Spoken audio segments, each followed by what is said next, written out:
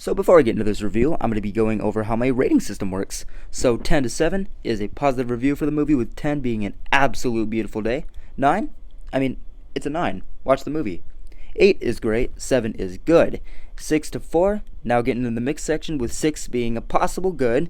5, a 50-50. 4, not quite bad, but you get a pass.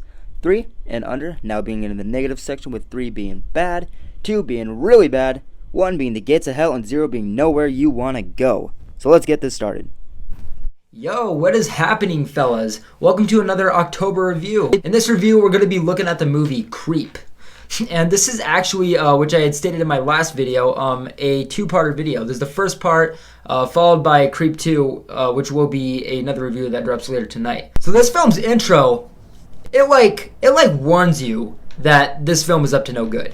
This movie's intro is honestly unforgettable, and it's the perfect example of how a movie like this should start. There's nothing necessarily catchy about it, nothing expensive or, again, capturing per se, but what we do get is a completely normal guy. He's a videographer, and the film starts with this videographer on his way to meet a stranger that he will be filming for the day for $1,000. And what I like about the setup is that this videographer, he explains his thoughts and speaks his fears and even worst possible scenario with this type of situation. And that's the first thing about this movie that really just drawed me to it, is that this felt like it wasn't forced. This felt genuine. This person felt genuine. It was just, some guy just, doing his day and talking about what he's about to be doing. He recognizes the risks doing this. He talks about, maybe it's just some lonely old women, trying to find a guy to whisper,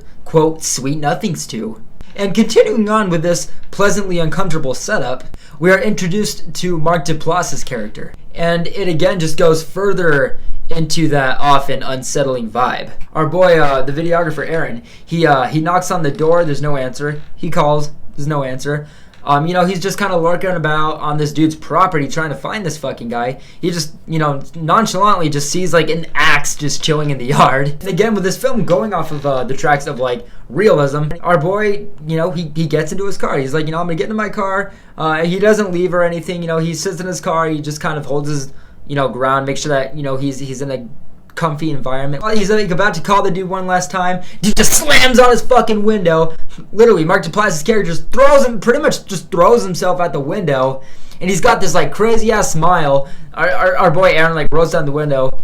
He's all like, "You got a really kind face. This is gonna be a good day."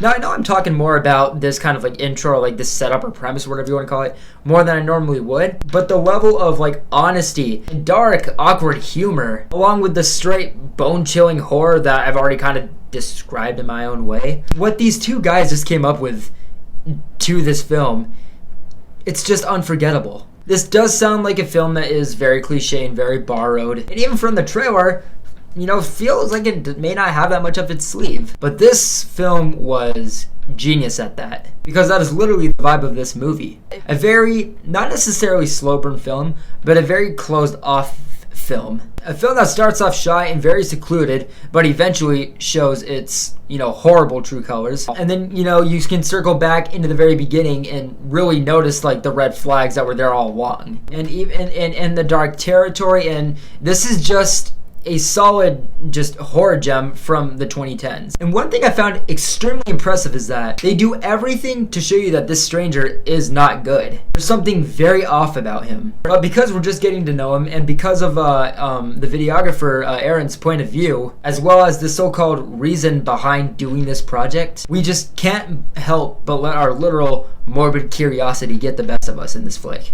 There's surprisingly a lot of very off-kilter and very strange and even low-key twisted humor to this film. Our stranger will casually just kind of make very uncomfortable puns and jokes for someone that you should not, that obviously, you have to kind of gain a sort of comfortability and a sort of recognition with somebody to start making certain jokes and saying certain things. He'll just be there's this one scene where he's like, "Oh, I have an axe back at the house.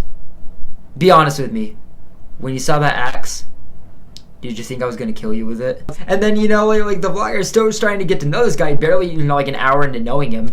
He's like, I mean, you know, I had my doubts. And then the creep is all like, you did? Really? Huh, that's hilarious. And it's just like, what? And another thing that the film is really fantastic at is fucking with people's nerves by limitations. This film is very good with digging into and displaying and abusing boundaries. We've all had that experience in our lives where we've met somebody and we just didn't feel too good about them. We're trying to get away from them. They just kind of keep resurfacing. There's just something that just doesn't suit well with these characters, and this film is just masterclass at depicting that. And I really don't want to spoil too much, but like, there's so much that I need to say about this film for you guys to really understand its tone and its pattern. And let me remind you, this film is 75 fucking minutes. The film really does well with like just kind of like just pushing its limits again. And you know, it comes to the point where he's like seducing the videographer to just kind of stay later than he imagined. He starts really pushing like very inhumane humor when like they have a few drinks or whatever. He just reveals very stalker-esque things about himself in the most like inappropriate and most like humorous fashion. You see him have very severe mood swings out of nowhere. There are events and actions displayed by this creep that really kind of honestly make you even like sympathize with him sometimes, and like kind of like trick you into like being on his level. But then again, there's like immediately it cuts back to reminding you like, yo, wait, let's not get ahead of ourselves. This dude needs to get the fuck out of there. It's that perfect, toxic, unpredictable feeling where you just know you're in a position where you are not supposed to be. One thing about this film that does lose me, though, is that when the film does seem to get really involved with the horror area, the film does these teases where it'll sometimes cut away too soon and give us that thought where it's like, oh, you know, we'll figure out shit as it goes on. And for the most part, we do, but there is like those small, few, minimal scenes that do stretch a long way where they just kind of like have like a mysterious linger to them, and sometimes they don't get answered. And I understand, you know, like this can be fun if it's in like a theorizing sort of way, but it just didn't feel like that to me. And maybe it just felt like, I guess it just kind of felt like a mistake in the writing to me, maybe it was just kind of forgotten about. And then there's that part of me, though, that's like, well, maybe I'm just looking at it the wrong way. This film is very genius with hiding itself and, you know, displaying and showing what it wants and faking a persona. So a lot of things could just still be hidden to my viewership to this day. I mean, this film is nuts. And going a little bit further into this film, there is a point where life to this film does start to seem to kind of like mellow out a little bit, but there's always that linger again, especially relatable to like those who have had like an uncomfortable person involved with their lives where they're just trying to get away from. And the events that, you know, continue to spiral aren't necessarily drastic. They're just, you know, very uncomfortable. They're concerning. And it's that kind of tension where the film doesn't ever really change its pace, which is a really important thing.